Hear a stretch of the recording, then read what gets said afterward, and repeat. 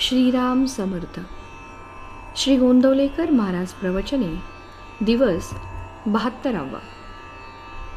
प्रपंचात राम करता ही भावना ठेवावी. परमात्मा आनंद रूप आहे. भगवंताचा आनंद हा उपाधिरहित आहे. भगवंताच्या हास्यमुखाचे ध्यान करावे. प्रत्येक गोष्टीत मनुष्य आनंद पाहत असतो. उकाड्यात वारा आला त्याला वाटते बरे झाले. पाऊस आला की त्याला वाटते आता गारवा येईल. कोणत्याही तऱ्हेने काय मनुष्य आनंद साठवू पाहत असतो.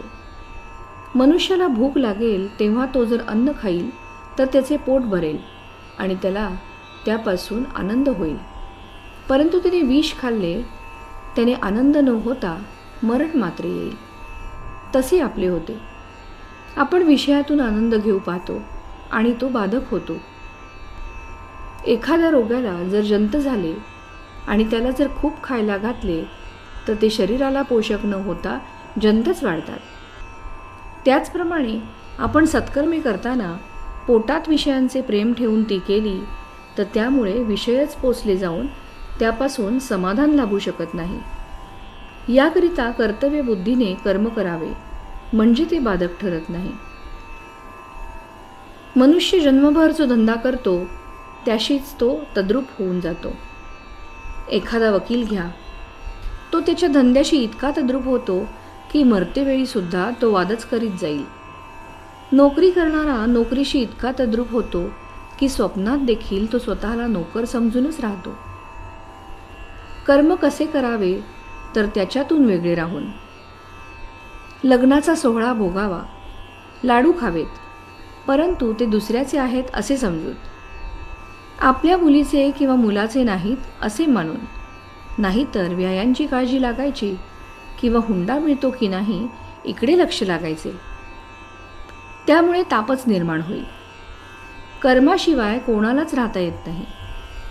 एखाद्याला शिक्षा द्यायची म्हणून अगदी हलायचे नाही, पापणी हात पाय काहीही हलवता कामा नये असे सांगितले तर ते जसे त्याला शक्य होणार नाही तसे काही ना काहीतरी कर्म हे होणारच.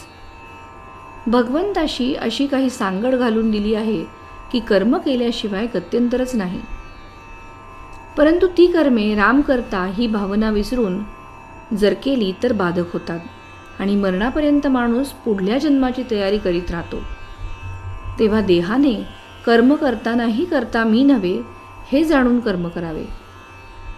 आपल्याला कर्म केल्याशिवाय करमत नाही, पण आपण फळाची आशा उगीचच करीत असतो. आपण फळाची आशा सोडून कर्म करू लागलो की ते कर्म करीत असतानाच समाधान प्राप्त होते. तात्पर्य, प्रपंचात सर्वांकरिता सर्व करावे, पण मनात मात्र मी रामाचा आहे ही अखंड आठवण ठेवावी, म्हणजेच त्याच्या नामात राहावे. श्रीराम समर्थ.